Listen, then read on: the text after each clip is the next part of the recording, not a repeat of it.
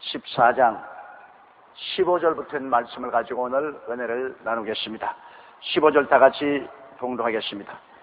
저녁이 되매 제자들이 나와 가로되 이곳은 빈들이요 때도 이미 저물었으니 무리를 보내어 마을에 들어가 먹을 것을 사먹게 하소서.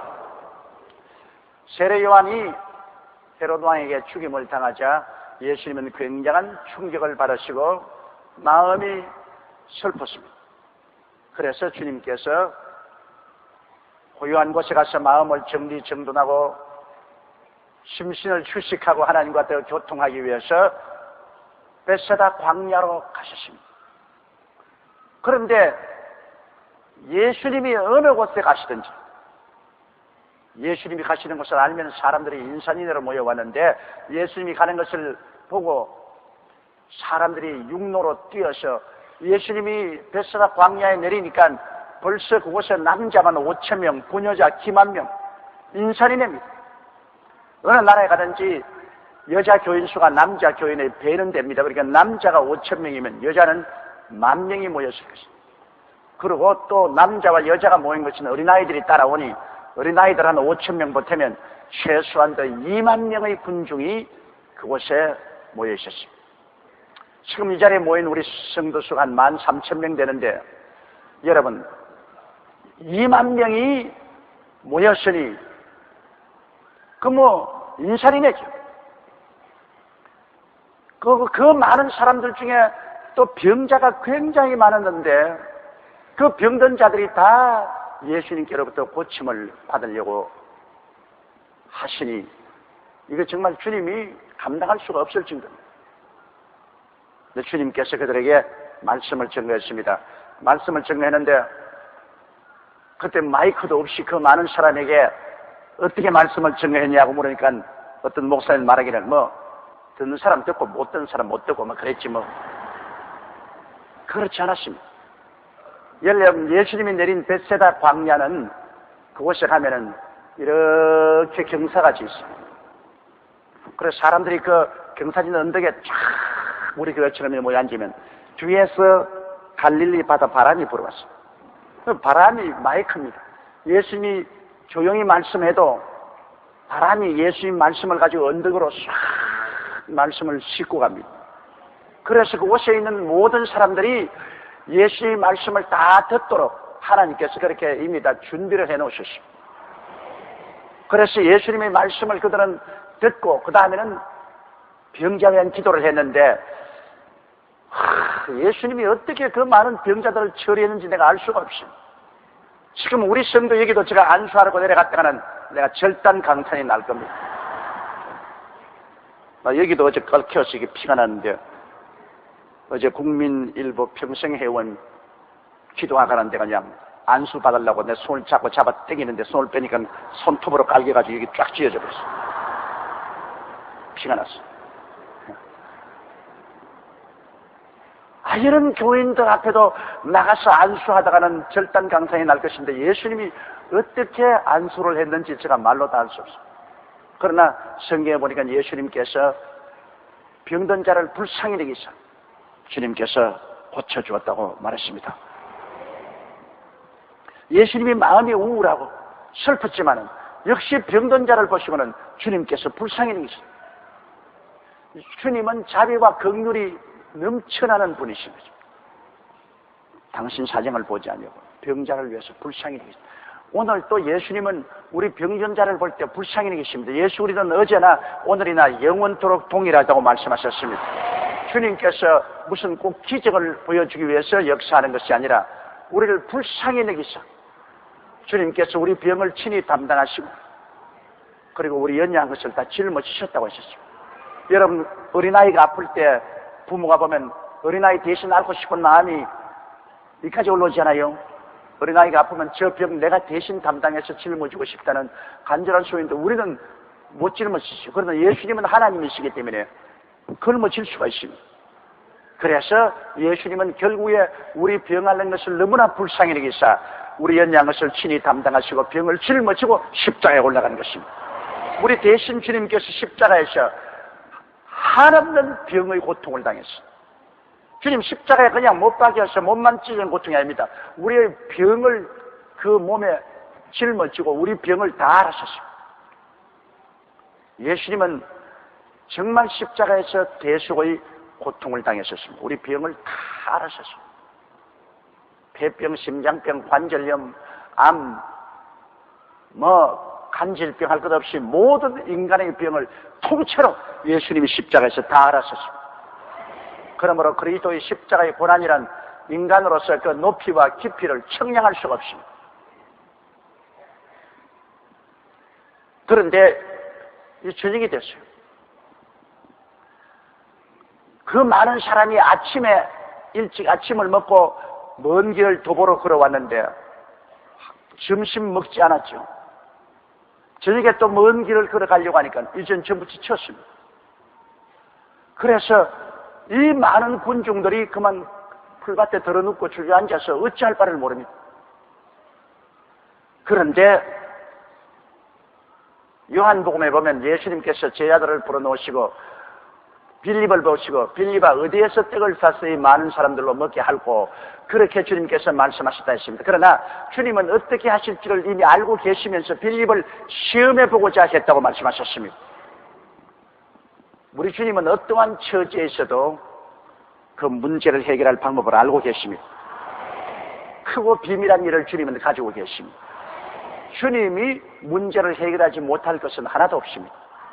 예수님은 홍해수도 가르고 요단강도 가르고 여리고도 무너지고 만나도 오게 하신 주께서 해결 못할 일이 어디 있어요? 주님은 해결할 일을 다 알고 계시면서 우리가 과연 믿음이 있는지 없는지를 주님이 시험해 보시는 것입니다. 주님은 광야에서 그 많은 사람을 먹일 방법을 이미 알고 계셨어요. 그럼에도 불구하고 주님은 시험을 해보시는 것입니다. 시험에 떨어지면 주님이 알고 계시면서도 역사를 안 하셔요. 시험에 합격해야죠. 그런데 요한복음에 보면 빌립은 다른 제자들과 함께 꼭 이대로 말했습니다. 주님, 이곳은 빈들입니다. 빈들이니까 여기에 떡 살 곳도 없습니다. 갑자기 이 많은 사람을 위해서 어떻게 떡을 만들어냅니까? 떡 공장도 없는데. 그리고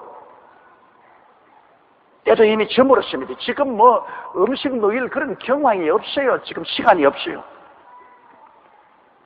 그리고 또 돈도 없고 하니까 무리를 보내어 마을에 들어가 먹을 것을 사 먹게 하소서. 그렇게 권면했습니다. 사람의 생각이죠. 사람의 생각으로는 광야니까 이 사람들이 하는 말이 맞습니다. 빌립과 이 사람들이 하는 말이 딱 맞았다고요. 빈들이요, 떡 살 것도 없고, 그리고 시간도 늦었고, 돈도 없으니 흩어서 각자 문제를 각자 해결하도록 하세요. 그러나 예수님께서는 저들에게 먹을 것을 주기를 원하셨습니다. 16절 읽어보십시다. 예수께서 가라사대 갈 것 없다. 너희가 먹을 것을 주어라. 그러니까 주님께서 각자 동료로 내보낼 것 없다. 너희들이 먹을 것을 주라. 자, 이 제자들이 보통 난처하게 되지 않았었습니다. 왜냐하면 제자들 자기들도 먹을 것이 없습니다. 그런데 자기들 구복도 못 채우겠는데 이 많은 사람에게 어떻게 먹을 것을 줍니까? 정말 난지난상입니다. 어찌할 바를 모릅니다. IMF도 그런 IMF가 없습니다. 아예 그냥 예수님 제자들이 IMF를 당했어요. 우리도 지금 광야 아닙니까? 우리 한국도 지금 광야예요. IMF 광야입니다. 우리가 사는 이 IMF에 빈들이 되고 사람은 많고 먹을 것은 없고 이 낭패가 되는 IMF입니다. 그런데 성경에 보니까 많은 제자란 게 아니라 안드레가 차분하고 조용하고 별로 똑똑지 않은 안드레가 17절 보면요. 제자들이 가로되 여기 우리에게 있는 것은 떡 5개와 물고기 2마리뿐이니 마태복음에 보면은 제자들이라고 말했지만 요한복음에는 안드레라고 딱 찍어서 말했습니다. 안드레가 어린아이의 점심 도시락에서 보리떡 5개와 물고기 2마리를 가지고 예수께 나왔어. 이것밖에 없는데 이것 가지고 무슨 큰일을 하겠습니까? 했지만은 빌립을 따라가는 제자들하고 안드레를 따르는 사람과 이게 짝 갈라졌습니다.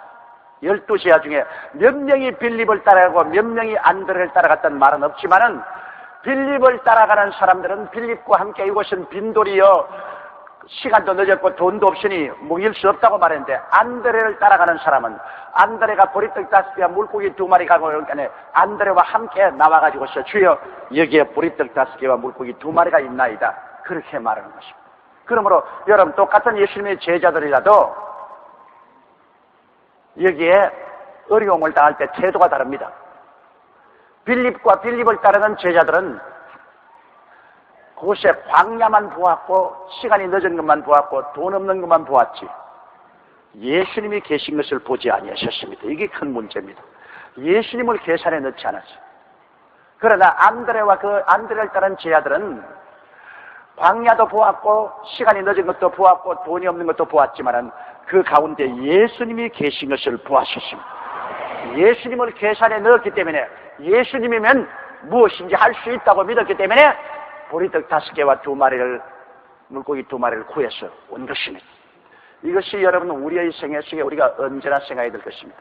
우리의 생활 가운데 배시다 광야와 같은 어려움이 다가오고 돈도 없고 문제를 해결할 길이 없고 절망하실 때라도 여러분이 언제나 보아야 될 것은 그 절망만 보지 말고 여러분 가슴 속에 있는 예수님을 보아야 되는 것입니다. 예수님을 보태야 돼요. 우리 예수 믿는 사람은 모든 문제 플러스 알파인 예수님을 보태야 돼요. 예수님 빼버리면 빌립과 같이 돼요. 예수님 빼버리면 그곳은 광야밖에 안 보여요. 예수님 빼버리면 늦은 시간밖에 안 보이고 빈털털이 된 포켓밖에 안 보여요. 그러나 거기에 예수님을 보아야 됩니다. 오늘 우리 한국의 문제도 그래요. 이게 IMF 아주 빈들입니다. 우리는 경제적인 위기에 처했고, 그리고 또 세계적으로 대공황이 있다고 합니다. 소련이 무너지고 일본 경제가 주저앉고 미국의 정권 시장이 곤두박질하고 세계가 지금 시대 말적으로 어두워졌습니다. 잘 큰일 났습니다. 이 대경제 공황의 광야에서 우리가 어떻게 할 것인가? 그래서 사람들마다 전문가들이 말합니다. 우리는 은행이 부실하다. 우리는 기업이 팔먹을 만한 경쟁력 있는 물건이 없다. 노동시장이 유연하지 않고 노사 경쟁이 심하다. 국민들이 아직까지 정신을 차리지 못했다. 여러 가지 또 국제 여건이 나쁘다. 그러므로 우리는 점점 더 나빠지고 우리는 더 좌절할 것이다. 우리 국민을 먹여 살릴 수 없는 그런 위기에 처할 것이다. 그런 말을 많이 합니다. 그러나 나는 그것에 동의 안 한 건 아닙니다. 사실 맞아요. 국제적인 환경이 이렇게 나쁘고 우리의 금융 시스템이 아주 주저앉았고 우리의 대기업이나 중소기업이 팔아먹을 경쟁력 있는 물건도 없고 그리고 노동시장의 유연성도 없고 우리 국민들도 아직 정신 차리지 못하고 여러 가지 여건이 있어 굉장히 우리가 곤란한 처지에 떨어질 위기에 있습니다만 그것만 보면은 낙심하지만은 그것에 보태어서 우리는 그동안 6.25 사변 난 이후로 한국 최초의 5만 교회가 서고 우리 한국에 1200만의 주님의 이름을 부르는 하나님의 성도들이 있는 것을 알아야만 하는 것입니다. 이 교회에서 이 성도들이 하나님의 성전 짓기 위해서도 헌금도 하고 11조를 심으기도 하고 헌금도 심었었습니다. 그렇게 여태까지 많이 심어놓은 것이 있기 때문에 보리떡 5개와 물고기 2마리가 예수님 손에 얹힌 것처럼 그동안 하나님의 백성들이 교회를 통해서 하나님 사업에 심어놓은 것이 있기 때문에 주님께서 이를 통해서 우리에게 이 위기를 넘겨갈 수 있도록 복을 내려 주시는 것입니다. 우리 한국에 예수님이 계시다는 사실을 계산에 넣어야 돼요.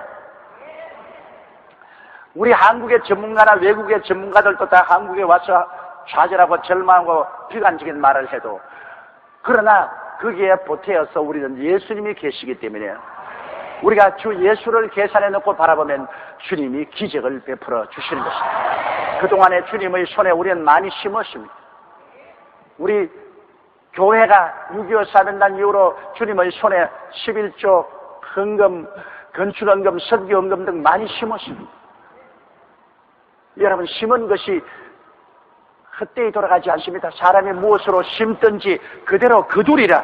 우리가 어려울 때 주님 거두게 해주는 것입니다. 주라 그리하면 돌려줄 것이니 곧 후에 되어 눌러 흔들어 넘치게 해서 안겨주리라고 말씀하신 것입니다. 그렇기 때문에 예수님을 바라보면 광야는 잔치상으로 변화되고 마는 것입니다. 우리가 예수님을 바라보고 기도하면 이 IMF가 오히려 우리에게 잔치상이 될 수가 있습니다. 그 강권은 예수님께 있습니다. 우리 국민 대다수가 예수님을 바라보지 않습니다. 우리 예수 믿는 사람들조차도 빌립과 같이 예수님과 같이 있으면서도 예수님을 안 바라보고 못한다고 하는 사람 많습니다. 그러나 우리 교회 같이 안드레 같은 교회도 있습니다. 여러분, 어려울 때 예수님을 바라보고 할 수 있다고 믿고서 기도하는 교회가 18절요. 가라사대 그것을 내게 가져오라 하시고, 자, 주님께 가져와야 돼요. 주의 사업에 심어야 되는 것입니다. 내가 뭐 심었는데 내 스스로 생각하기를 이건 뭐 구제사업으로 심자, 그래서 구제사업하는 것이 나쁘다는 것도 아닙니다. 그러나 구제사업을 주님 이름으로 하지 않고 그냥 내가 여러 가지 구제사업에 또 사회사업에 심었다고 해서 그것은 효과가 있는 것이 아닙니다. 효과를 발생할 수 있는 것은 주님의 손에 심어야 되는 것입니다. 주님께서 가라사대 그것을 내게 가져오라. 주님의 사업에 심어야 효과가 있는 것입니다.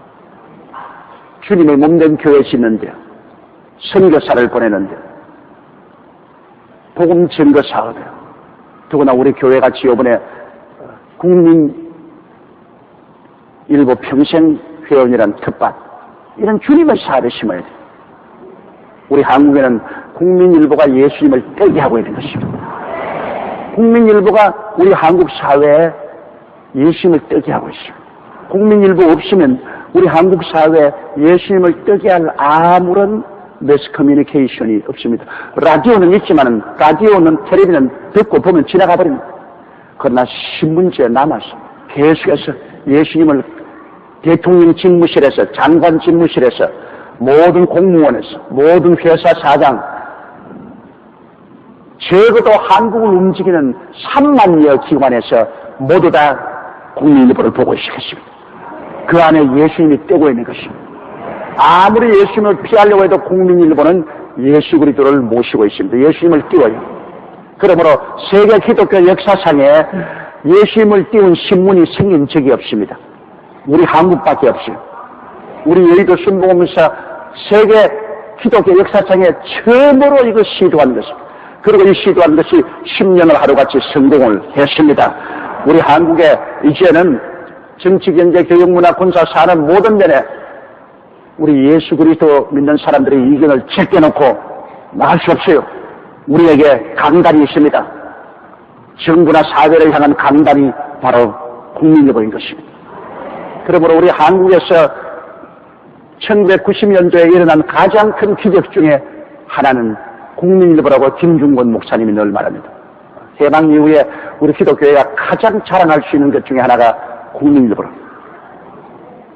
국민일보 평생회원 텃밭에 우리가 오병이어를 심는 것은 반드시 그 이후에 수확이 다가오게 된 것입니다. 예수님의 손에 심은 것, 예수님이 내게로 가져오라. 아무데나 컸지만 내게로 가져오라. 그럼 우리가 심는 것은 주님께로 가져와야 돼요. 가라사대 그것을 내게 가져오라 하시고, 그 다음 19절요. 무리를 명하여 잔디 위에 앉히시고 떡 5개와 물고기 2마리를 가지사 하늘을 우러러 축사하시고 떡을 떼어 제 아들에게 주시며 제 아들이 무리에게 주니. 자, 주님께서 주님께 가져오니 그것을 주님께 받아서 하늘을 우러러 축사, 주님께서 축복을 한 것입니다. 주님의 손에 얹혀야 축복을 받죠. 주님의 손에 아무것도 안 심으면 축복을 받을 수 있어요. 빌립은 아무것도 안 심으니까 주님께서 빌립 같은 우리가 일할 수 없어요. 축복할 거리가 없어요. 그러나 안드레는 오병이어를 가져왔기 때문에 주님이 이것을 가지고 하늘을 우러러 축복을 하고 그 다음 떼어주는데 자라기 시작합니다. 여러분, 주님께 드리는 것은 자랍니다. 바울이 나는 심었고 안드레는 아볼로는 물을 주었을 때 하나님은 자라게 하시다니라. 이거 주님이 축사하고 나면 떡을 떼어주니 또 자라나고, 떼어주니 또 자라나고, 떼어주니 또 자라나고, 생선을 꺾어서 주니 또 자라나고, 생선을 꺾어서 주니 또 자라나고. 그 시간이 안 걸려 자라나는데, 보통 벼농사도 여러분 봄에 심어서 가을에 거두지 않습니까? 뭐 일찌감치 거두는 것도 있겠지만은, 그러나 주님은 지금 심어서 지금 거두는 역사가 일어나는 것입니다. 지금 심었는데 지금 자라나요.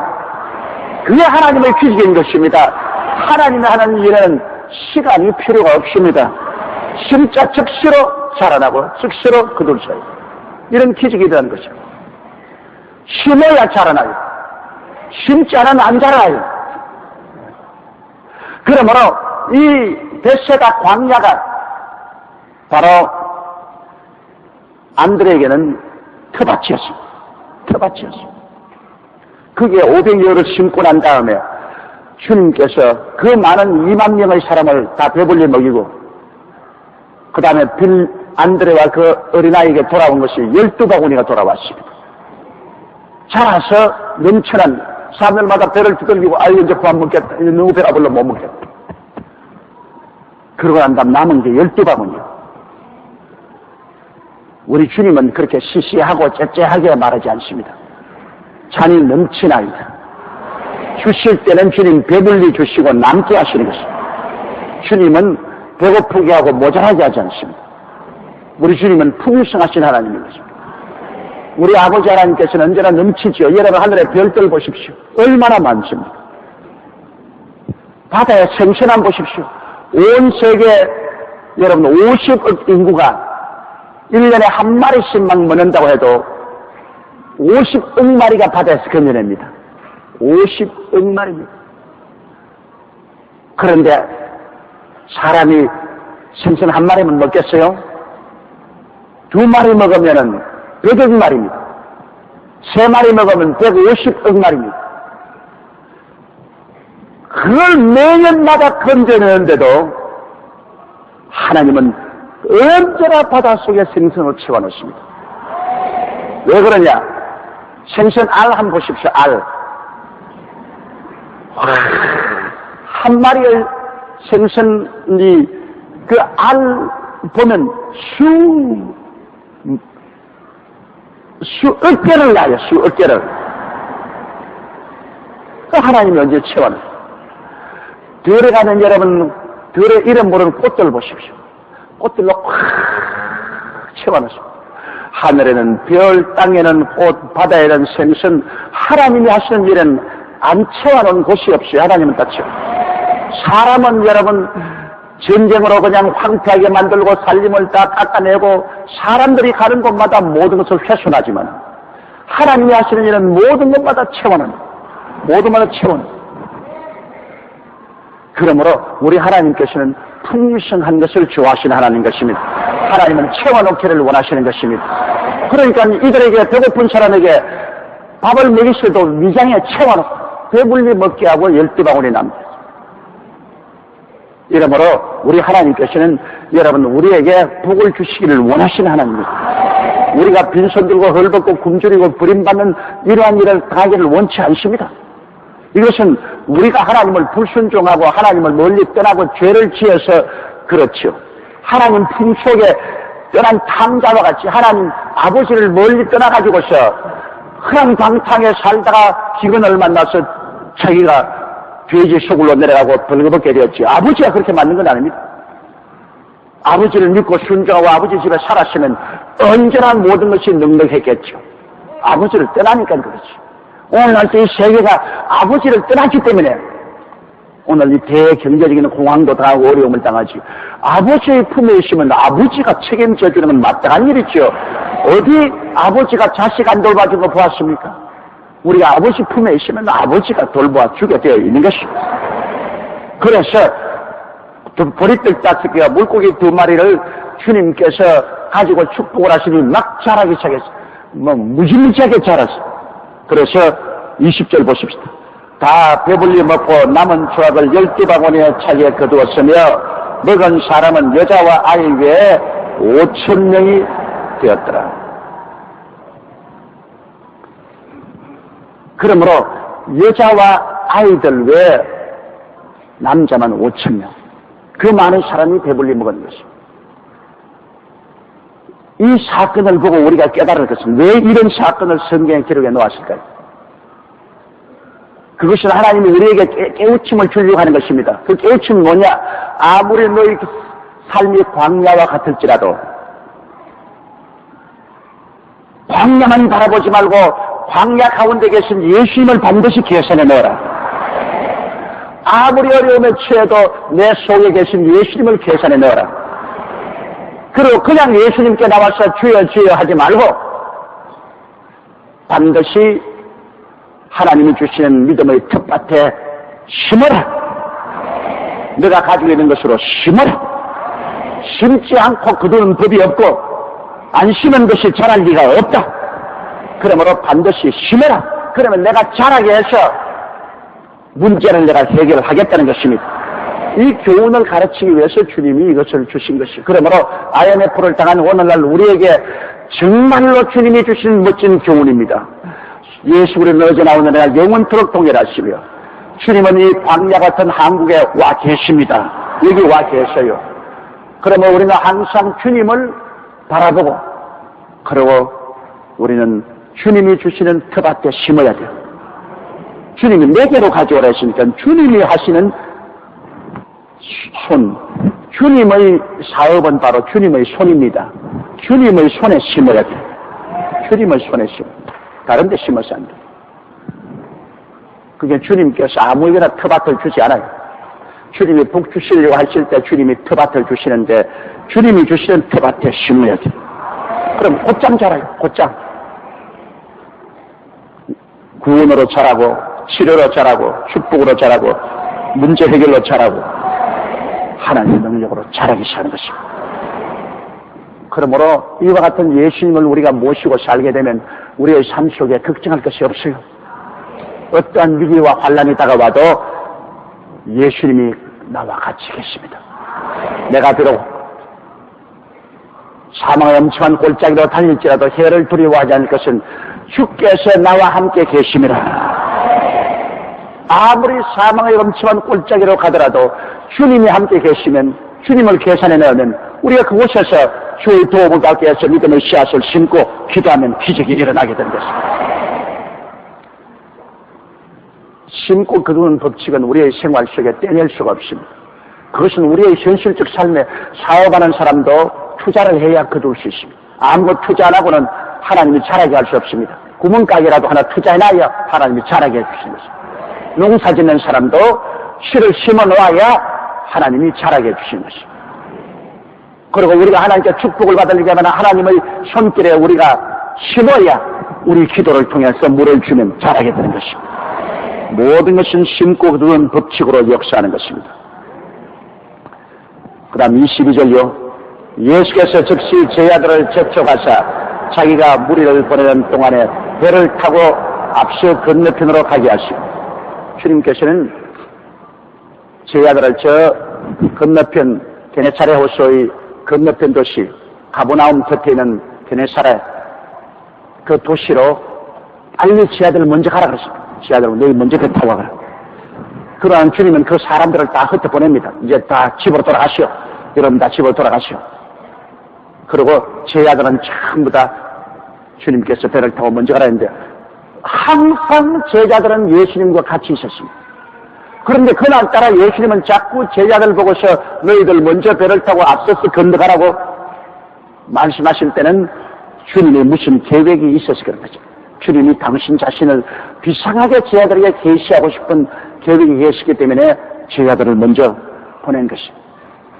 마태복음 14장 34절부터 있는 말씀을 가지고 공부를 하겠습니다.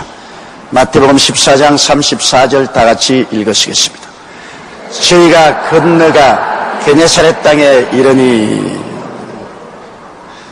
주님께서 사실은 벳세다 광야는 쉬러 오셨습니다. 세례 요한이 잡혀서 죽고 그로 말미암아 예수님의 마음속에 굉장한 충격을 받았었습니다. 그리고 세례 요한 때문에 마음이 굉장히 슬프고 괴로웠었습니다. 그래서 베스가 광야의 제자들과 함께 배를 타고 쉬러 왔었는데 그만 군중들이 모여와서 쉬는 것도 다 빼앗기고 말씀을 증거하고 병을 고치고 그 다음에 오병이어로 남자만 5,000명 부녀자 90,000명을 먹이고 12부인이 남게 하는 그런 기적을 주님께서 행하신 것을 우리가 잘 알고 있습니다.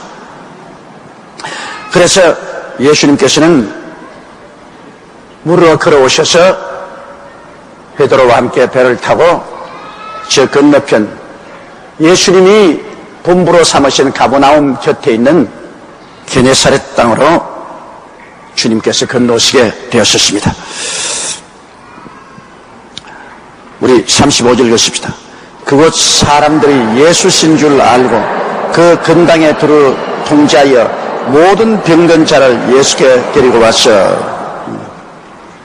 좌우간 여러분, 예수 그리스도는 치료자로서 얼마나 소문이 나고 인식이 되었든지 예수님만 떴다 그러면 온 천지의 병자들이 다 모여오는 것입니다.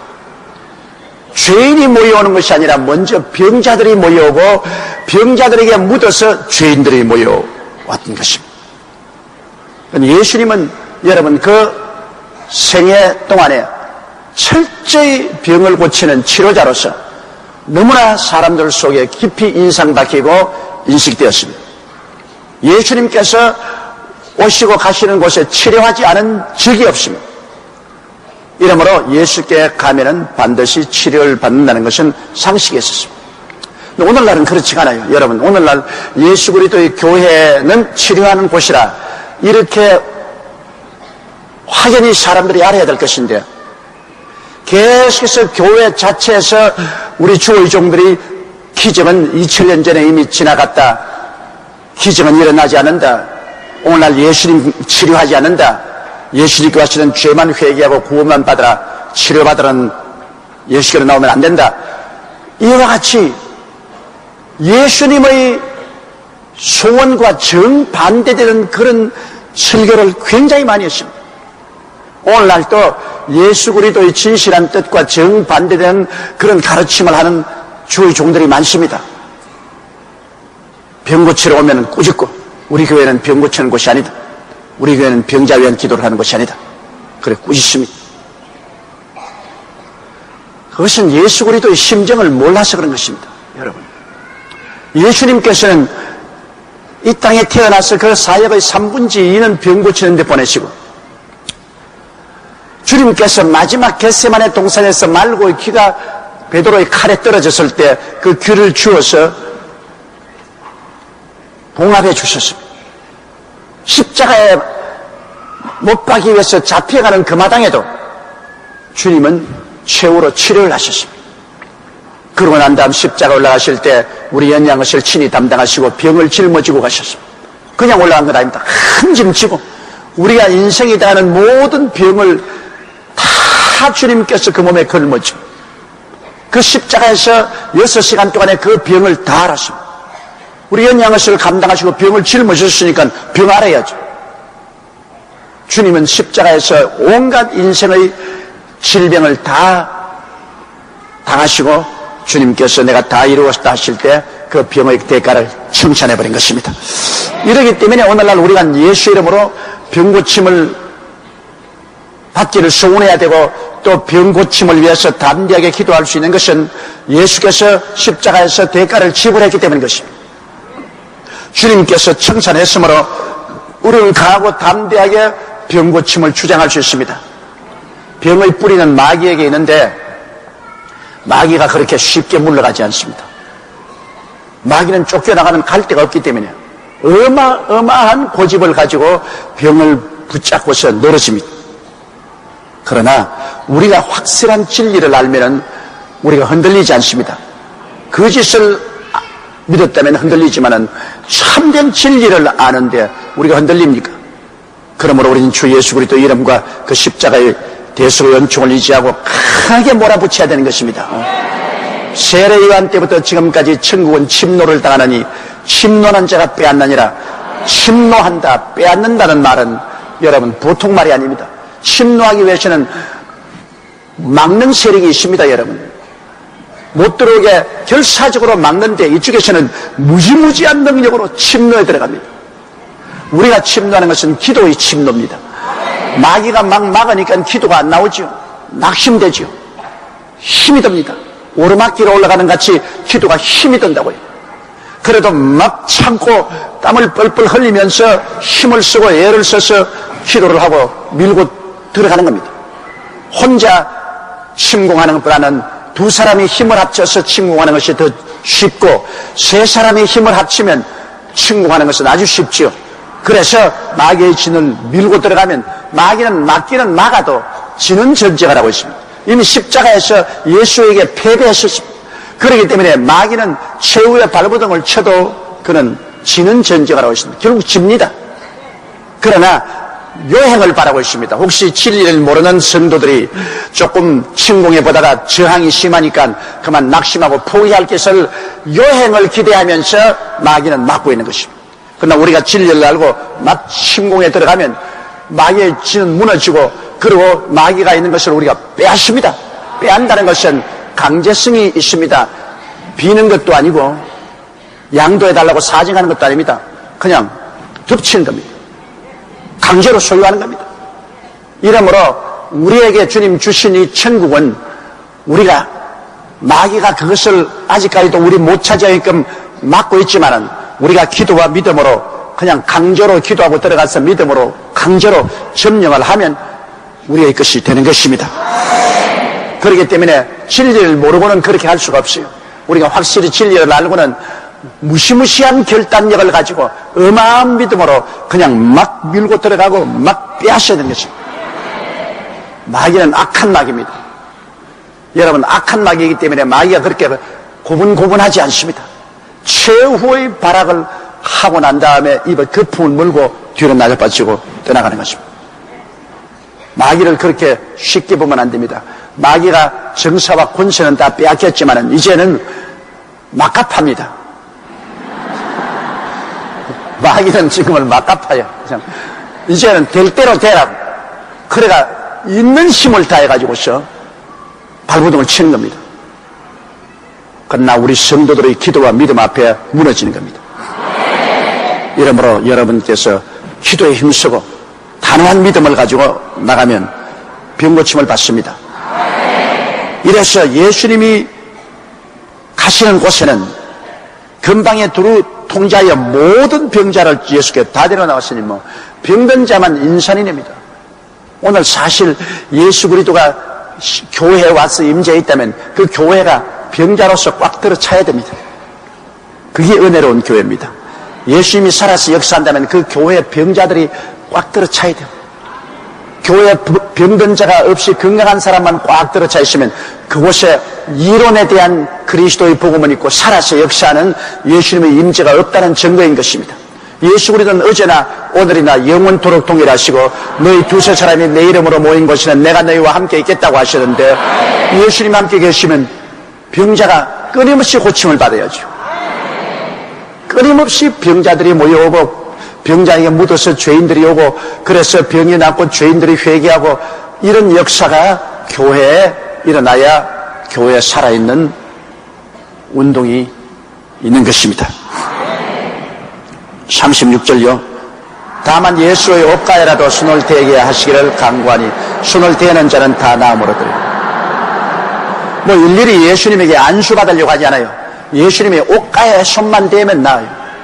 왜? 하나님의 역사는 시간과 공간에 초월해서 눈 깜박할 사이에 일어납니다. 여러분, 전기가 통하는데 오래되어 있어야 통하지 않습니다. 전기가 딱 되면 바삭 하면 뭐 통하는 것입니다. 예수님의 능력은 그저 되면 통하는 것입니다. 오래오래 시간이 걸리는 건 아닙니다. 요사이 국민일보 평생회원 기도에 한꺼번에 500명, 600명씩 오니까 제가 안수기도 할 때 술 세놓고 그냥 손만 탁탁탁 대서, 에이, 기도 많이 해줄 줄 아는데 그냥 손만 탁 대고 지나간다고.